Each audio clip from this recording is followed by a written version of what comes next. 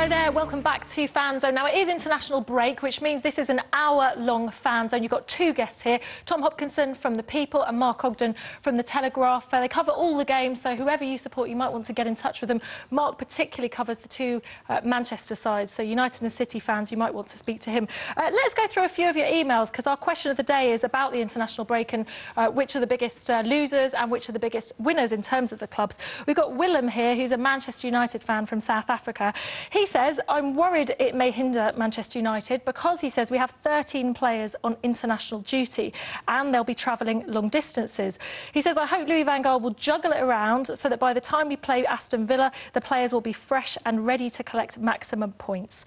I'll get your thoughts on that in just a moment, but I'm going to read another one as well. This is Gazala from Johannesburg in South Africa.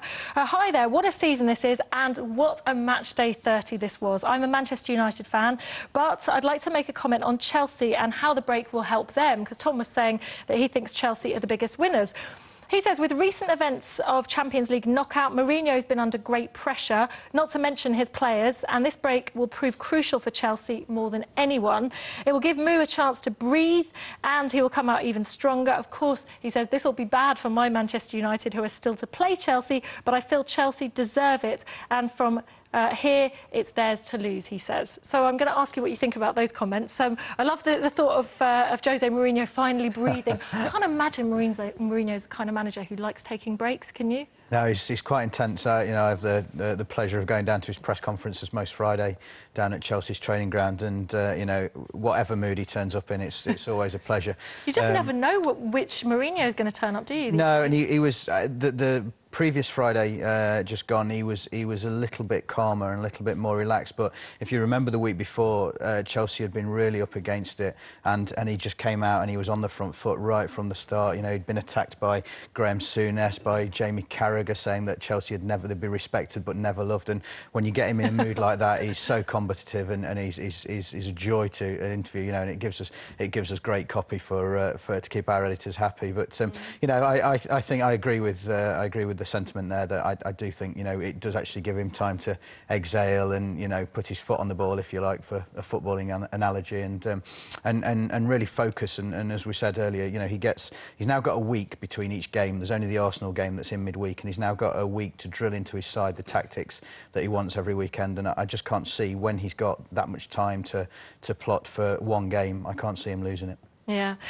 Mark, let's go to you about Louis van Gaal, because we're talking about managers and the way they behave in press conferences. And you've been treated to the delights of Louis van Gaal, let's say, this season. How have you been finding him? I've had one or two moments with him, yeah. To be honest, personal moments between the two of you? A couple, yeah. Any you can share with us on Fanzone? There was the evening at Milton Keynes when he didn't take kindly to being asked why I thought he was not surprised to lose 4-0 at Milton Keynes. I thought that was quite I remember that. That was you, was it? Yeah, that was me. And there was one a couple of weeks ago when I asked about Falcao's future and whether Falcao had a future, and he basically said, would I ask your boss if you have a future at your newspaper? Should I speak to your editor? Like, OK, fair enough.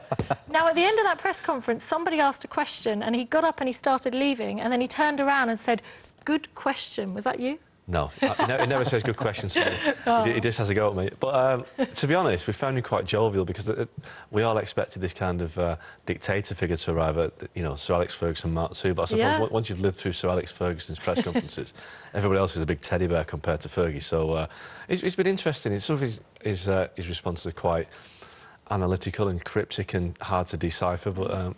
you know, like the long ball dossier as well. The long ball dossier, and were you there for that particular? Yeah, and I've had several explanations of his philosophy, which have been quite interesting at 4:30 on a Friday afternoon. But he always uses the word philosophy, doesn't he? Philosophy, trainer, coach, and various other little buzz phrases, which. But he's likeable. But is he getting there with his philosophy? I don't know what the philosophy is. That's the problem. None of us do. It's still very confusing. But I suppose the fact that the team are winning and winning well is the big thing, because prior to the Tottenham game, we were asking questions amongst ourselves. When have United played well this season? And we couldn't think of any games. Maybe the game against Hull at Old Trafford in November. Well, sorry, if the best game of the season is against Hull at home, it doesn't suggest it's been a great season. But against Tottenham, they were fantastic, and Liverpool first half, they were fantastic. And all of a sudden, his philosophy, whatever it is, seems to have clicked into place. And and now the fans think he's fantastic. They love his kind of. He's got this swagger about him which they like. You know, he's not as kind of introverted as David Moyes. They think he's a Man United manager. The players like him as well, and I just think he's having a difficult season. He's now on a course whereby it looks like he's going to get in the Champions League, and you know everyone will be happy. It's interesting you say that the players like him, because you often get asked whether the players are buying into his philosophy. And I was reading that he asked the players whether they wanted to match Liverpool and go 3 at the back, and they decided not to. You feel that they are on board with his ideas now? They're starting to get to know what he wants? Yeah, I mean, I spoke to some of the senior players this year. Should have said the domestic-based players that have been around the club, and they think he's fantastic. I know I spoke to Michael Carrick about this for an interview, and he said it was brilliant to have Van Gaal around the place. Thinks he's been a breath of fresh air, loves the certainty of his decisions, how he's the boss. So I think some of the overseas players have found it difficult. I think certainly some of the Spanish players, and you know maybe Di Maria and Falcao, find it hard to buy into his philosophy, as we say. But yeah, the results speak for themselves, and the 4th in the table now after a busy summer. I think he's now beginning to impose himself and get what he wants. It was interesting. Sorry, I was just going to say it was interesting that Fellaini said this as well. You know, and you would imagine that Fellaini had a real loyalty to David Moyes, and yet he's spoken out this week about you know they needed this sort of strength of character to come in at Manchester United. I mean, I've had. It's great for Fellaini though, isn't it? Because he's suddenly a player in form. He's reborn. He's completely rejuvenated. Do you believe that's the man management of Louis van Gaal? I think it's a little bit of both. I think it's, as we touched upon with players earlier, you know, he's had a year at the club now. He knows he finally seems to. He's gone back to not trying to be a Manchester United player. He's almost gone back to being the player that he was at Everton, and that is working for him. You know, he's not trying to be, say, a Ryan Giggs or live up to that sort of standard. He's just doing what he's best at, and that's come good. But as you say, Van Gaal has given him the confidence to do that, and he's now reaping the rewards. I think one you player wonder as well which Fellaini you're going to see, though, don't you? Or has he turned a corner, dare I use that buzz phrase? He's definitely turned a corner. You know, there was, I think maybe 2 or 3 months ago, the fans were kind of grudgingly accepting him because he'd scored a few goals, you know, giving him a bit of a different dimension. But the West Ham game was an interesting one because a lot of fans thought that United were going the wrong way here. They're playing long ball to Fellaini all the time. But it was a means to an end, and it got United the result. And now he has gone to another level with the goal against Tottenham, which none of us have seen from Fellaini. He picks the ball up and he outpaces the defender. Scores a great goal with his left foot. And you know, we all think of Fellaini, far post header, arms and legs and everything. But this was an example of a guy that's got great technique. I'm not sure whether he's got a long-term future at United. I think, you know, maybe better players will arrive this summer. I'm sure he'll be there next year. I just think that he's the right man at this time for what Van Gaal wants. Going forward, I think he might be phased out for better players in a different way of playing, but I think he's done a job this season, and I think the one thing that Fellaini will have in his favour is that whenever he leaves United, he'll leave as a success. If he'd gone last summer, he'd have been an absolute failure and a figure of ridicule, but he's shown fighting spirit and courage to come back, and he's done that really well. Yeah, and they could get a good price for him now, I'd imagine. Speaking of signings coming in, let's talk about Jones and Smalling at the back. I read a frightening figure that I think they've only played together as a centre-back pairing of a back 4. I think something like 5 times this season, which isn't a great deal. We're reading about in the Premier League. We're reading about over 4 years. It's ridiculous. It's insane, isn't it? Mats Hummels as a potential target. Right. You write about this kind of thing all the time. What can you tell us? What do you think is going to happen at the back at United? Well, this was a story that came to light over the weekend, actually, about Hummels. There's a feeling that Dortmund are going to, well, they have to have a shake-up in the summer, given the way that their season has gone. There's not going to be any Champions League football, and he's always been very loyal to Dortmund, you know, and they've had some incredible success under Jurgen Klopp in the last couple of years. But there was a confrontation between him and a group of supporters during a game last week. I think it was during the Champions League fixture, and you know, it just looks like that relationship's souring. So certainly the feelers are being put out now. We know that David Moyes was a huge admirer. We know, I'm not saying Louis van Gaal, because of course, you know, he was focusing on the World Cup over the summer, and but I would imagine Ed Woodward, he's one of the players on Ed Woodward's list, and I will be very surprised if United don't, if he is available for £20 million, as we're being told. I'll be very surprised if United don't make a move for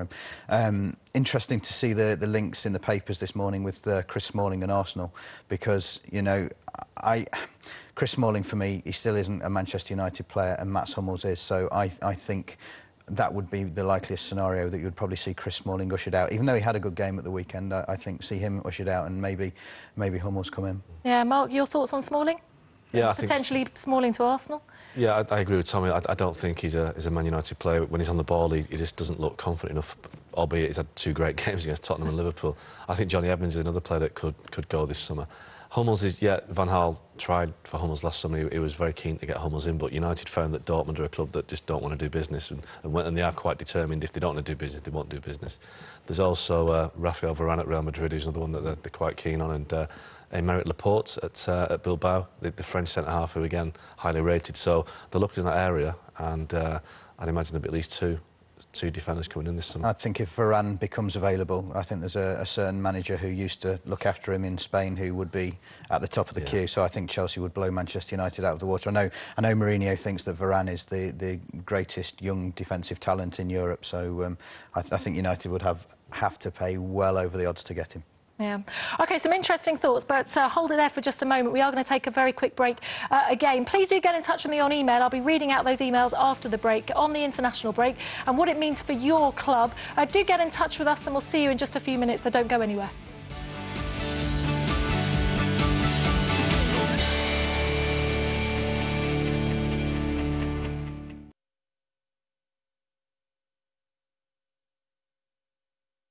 It was all really interesting chat, that, so yeah, it doesn't matter that we didn't have any callers.